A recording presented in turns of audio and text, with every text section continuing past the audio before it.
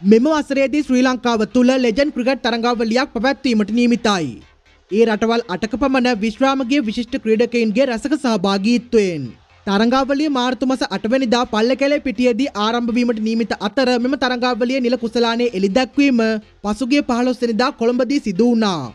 යුවරාජ් සිං, TM. Dilshan, Suresh රයිනා, ඒරොන් ෆින්ච්, Chris ගේල්, හර්භජන් සිං, Robin උත්තප්පා මෙම තරඟාවලියේ icon ප්ලේයර්ස්ලා ලෙස සහභාගී වීමට නියමිතයි. තරඟාවලිය සඳහා ලෙජන්ඩ් ක්‍රීඩකයින් 90ක් රටවල් 8කින් පමණ සහභාගී වීම අපේක්ෂා කරන අතර තරඟාවලිය කණ්ඩායම් 7කින් සමන්විතයි. ඒ වගේම 2024 ලංකා ප්‍රීමියර් ලීග් ක්‍රිකට් තරඟාවලිය එළඹෙන ජූලි මාස 1 වෙනිදා ආරම්භ කිරීමට තීරණය කර ඇති බව ශ්‍රී ලංකා ක්‍රිකට් ආයතනය පවසනවා.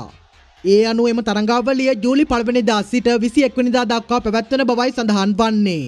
මෙවරද කණ්ඩායම් 5ක් තරඟ වැදීමට නියමිත අතර සම්පූර්ණ තරඟ 24ක් පැවැත්වීමට නියමිතව තිබෙනවා.